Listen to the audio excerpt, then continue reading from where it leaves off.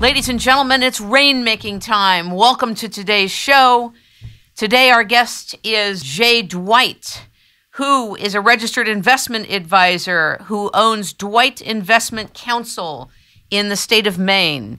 He's a registered investment advisor, a columnist with Populist Economics at the Sun Journal. He's on the advisory board of the Maine Heritage Policy Center, a speaker on energy independence. He's president of the Kennebunk Land Trust, former president of the Rachel Carson Natural Wildlife Preserve, and former board member of the Maine Audubon Society.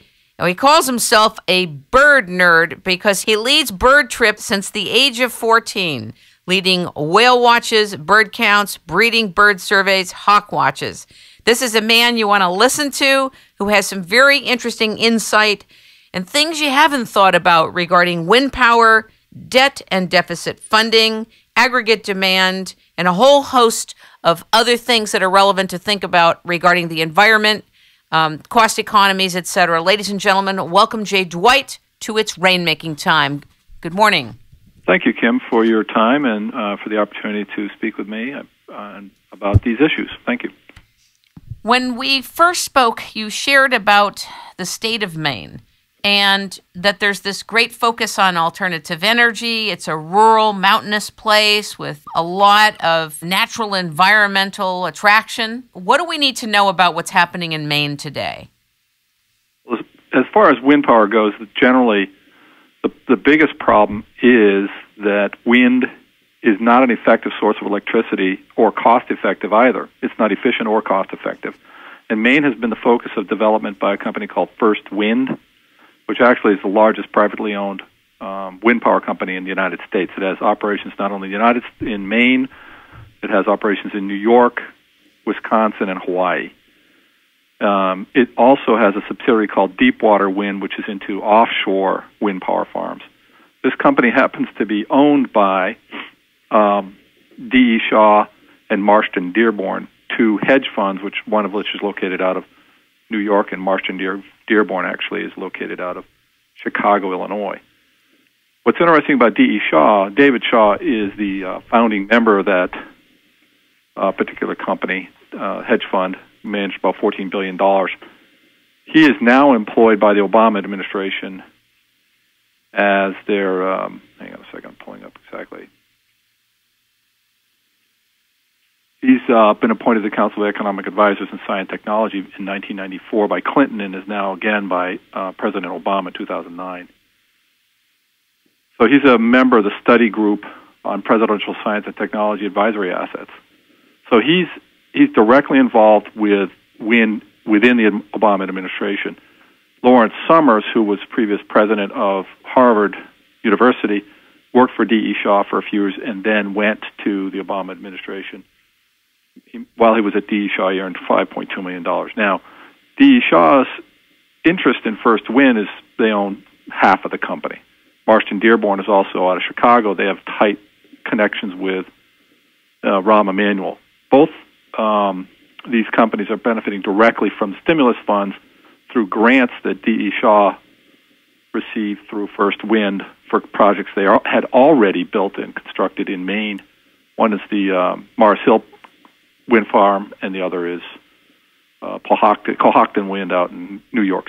They received $150 million of our taxpayer money directly. Wind power is probably the most expensive and most heavily subsidized source of electricity in the United States at $23.45 per kilowatt. The next near highest, everyone says that nuclear energy is the most subsidized. Well, it's not. They only receive about 65 cents a kilowatt, or 0.65 per megawatt. So why this is a problem is all this money is going down into the First Wind and right back out to a hedge fund. None of it's staying in the state of Maine particularly at all, and they're going to be driving up the cost of electricity for not only Mainers but all over the country to the tune of where Maine will be paying something in the order of 24 to 50 cents a kilowatt for power. What is it now? Right now it's about 15 cents, including the transmission. interestingly enough, the transmission company Central Maine Power is owned by Eastern Utility Association, which is owned by a Spanish company named Iberdrola. Iberdrola has been driving this throughout Europe, and the cost of electricity in Europe is somewhere in the area of, depending on what country you're in, 30 to 50 cents a kilowatt right now, after they put in thousands of wind turbines, which don't work effectively to reduce CO2 emissions at all, or reduce oil or natural gas dependency one iota. Is that a fact? Does it reduce oil and gas efficiency? Seriously? Seriously. There have been several studies by independent authorities in Spain, Denmark, and Germany. And in Spain's experience, not only did, here's a quote directly from the experience reveals that these policies would be terribly economically counterproductive. Since 2000, for every 4 green jobs they're created, 9 permanent jobs were lost. 2.2 jobs were lost for every green job created. High-paying, high-tech, sustainable permanent jobs were lost to other countries, notably France, Brazil, and the Middle East. Denmark, there were no net job gains, despite the fact that Vestas, which is the largest producer of wind turbines in the entire world, the Danish economy is worse by the diversion of societal resources to wind power jobs.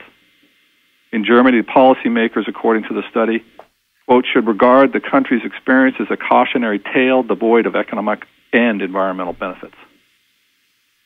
So if we're going to follow the same path, we should actually learn from the experiences of our European cousins. And in every case, economically, that we're worse off, and environmentally, no improvement whatsoever. I will say one thing. I myself have never understood wind power. I know there's been a huge attraction to it and about it, but I never understood it, A. B, I never understood the economics of it. And C, I'm not sure the audiences do.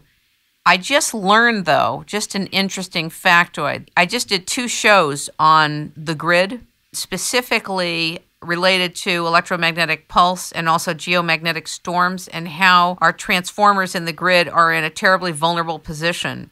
And one of the interesting things that I discovered yesterday was that in some cases it would be valuable, maybe not economically, but as a backup to have wind power or any other type of power that wasn't totally dependent upon the grid. Because I don't know if wind necessitates being connected to the grid the way everything else does. Oh, yeah. In fact, the grid system that we have today is developed upon a completely different premise than wind power even can provide. The premise is that you have a stable system, and the use of electricity is pretty much it varies on a daily basis. It goes down to a base level at night and rises up during the day when use is heavy, and then back down again at night. The cycle, of course, runs pretty much with the business day, higher use from 7 to, say, 9 o'clock at night, and then dropping off back down to about 6 o'clock in the morning when it begins to go up again. So it's a regular cycle. So there's this thing called base load power, and then there's this thing called peak power. And peak power also comes into play when you get really hot days in the summer, when electricity use goes up because of air conditioning, or really cold days in the winter, when electricity use may go up because of some homes being heated by electricity. In Maine, 80% of the homes are heated by heating oil, and about 52% of the electricity produced is produced by natural gas. When you say heating oil, what do you mean? I'm sorry. I don't know what that means. Heating oil? Yeah. Well, diesel fuel basically is used to power and burn to heat water, which is then pumped around a house to warm rooms. Okay. So heating oil, the Northeast is the heaviest user of heating oil in the entire country.